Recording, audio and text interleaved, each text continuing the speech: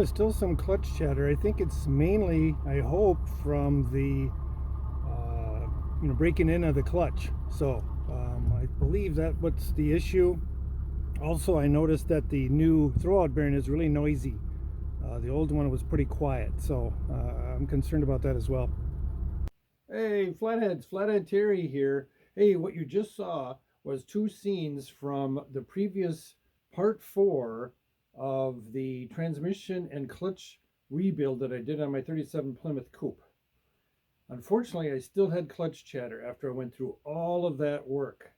In this episode, what I'm going to do is show you how I actually fixed it. I went back, took the transmission out, took the clutch out, and redid it so it works perfectly right now. And I'll show you how I did it and some other tips and tricks along the way too to help you perform it on your car. Okay, one of the first things I did was invest in this dial indicator assembly. Magnet on the bottom here, and you can turn that on and off. Again, it's got two different shafts on here so you can adjust it in multiple axes. Worked excellent. So you got to get one of these dial indicators. Works really nice. It's wonderful. Makes a big difference in making measurements to make sure things are accurate. Okay, step 1 is to use the dial indicator to measure the actual flywheel surface for wobble.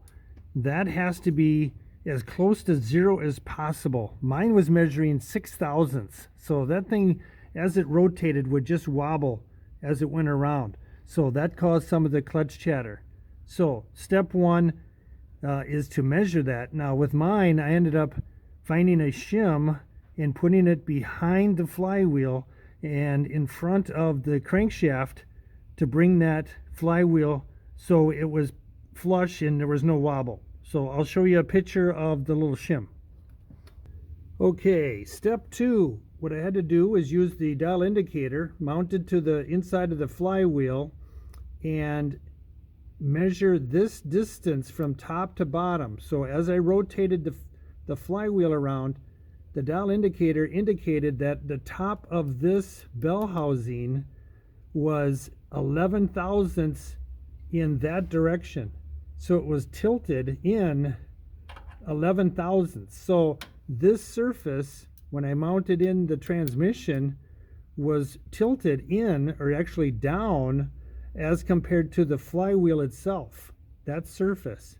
So what I ended up doing is shimming up the bell housing, between the bell housing and the motor. I can see you can barely see the little shim in here now, but this is 11 thousandths shim, and I was able to retighten up all of the bolts and then remeasure this surface here. So now this surface here is parallel with the flattened surface of the flywheel. So as the flywheel rotates, again, it's perfectly parallel with this surface now.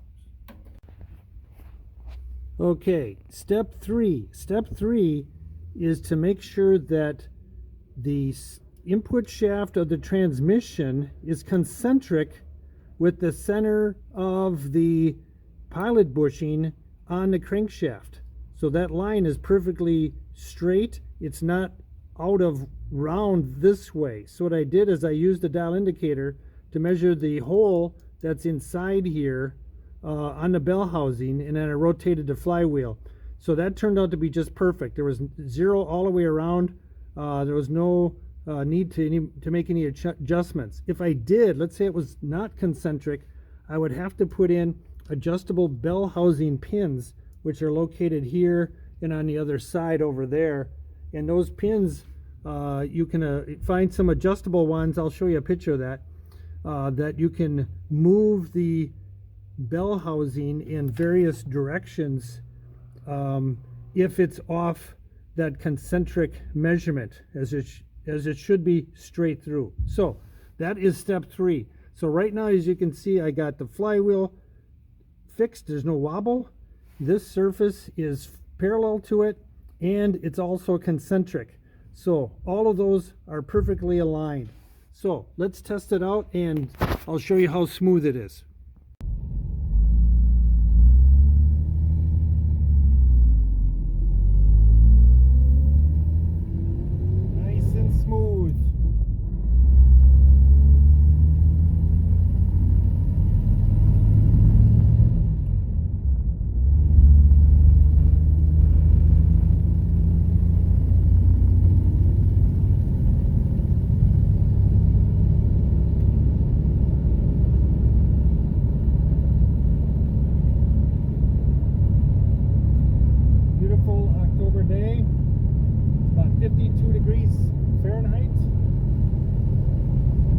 have to use the heater.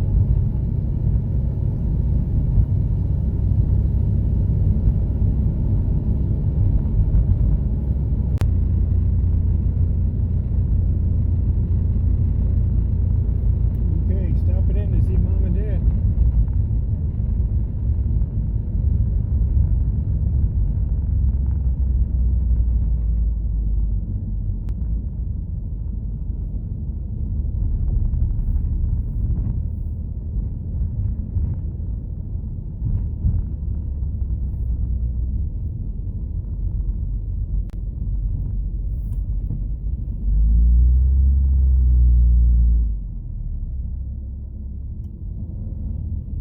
There's my mom now.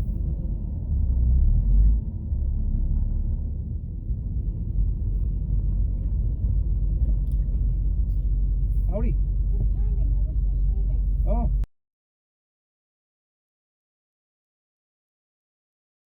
Okay, here's a couple of things I wanted to point out to you, just so you know for the future. Here's a brand new throwout bearing I got from andybirnbaum.com, and this thing, as soon as I hit that clutch pedal and this hit the surface of the pressure plate fingers, it started making noise, and it's made noise for 400 miles. So I ended up taking it out and just replacing it with my old original one, quiet as a mouse. So if you can find an NOS throwout bearing, I highly recommend it. But yeah, it's unfortunate, but I don't know where this is made, but not worth it. Also, here's the little, of course, the pinion shaft alignment tool for the clutch disc. This too I got from Andy Birnbaum, and this again is virtually useless because this diameter here is incorrect. It doesn't fit very well. I mean, it's snug, but it's kind of bent to some level. It's not even straight, and I had to loosen up the pressure plate to be able to get the pinion shaft of the transmission to fit inside. So get a better one than this. Don't spend the $9 on this because it's virtually useless. Okay, here's the brand new clutch disc that I put in. I wanted to show you the results of having a misaligned bell housing and a wobbly flywheel. As you can see in the reflection here, there's all of the wear is on the outer surface of the disc itself. It's on both sides too, of course. I'll flip it around. You can kind of see it in the reflection there, how it only caught on the outer edge or outer half of the disc. Here's the pressure plate itself too, and you'll see as well the outer portion of it was the only part that's being touched. So again, this also shows the evidence of a misalignment. So it's very imperative that you get everything aligned perfectly.